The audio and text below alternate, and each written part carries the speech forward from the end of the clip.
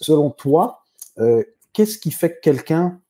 donc, il y a beaucoup de gens qui pensent que ce qui va faire que leur podcast va marcher, ce sont les invités. Est-ce que tu penses ça, ou est-ce que tu penses que c'est en fait l'animateur qui rend l'auditeur fidèle?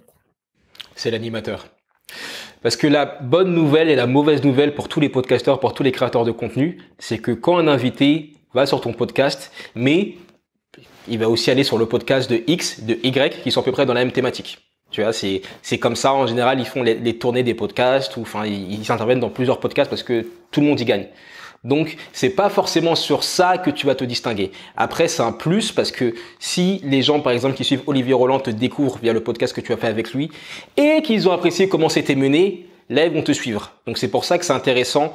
Les invités, ça peut être très fort, quoi. T'as un invité qui a une bonne communauté, qui écoute tout, qui regarde tout. Et si tu fais du bon travail et que t'interviews la personne, il va se passer des choses.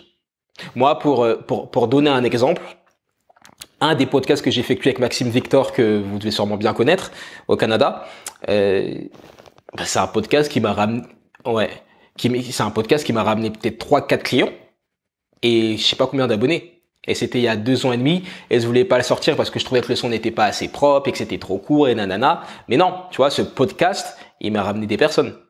Mais après, c'est pas de la magie, c'est surtout ça le point. C'est que ce n'est pas de la magie, c'est pas juste parce que c'est Maxime Victor, ah, salut Ntoui. Non.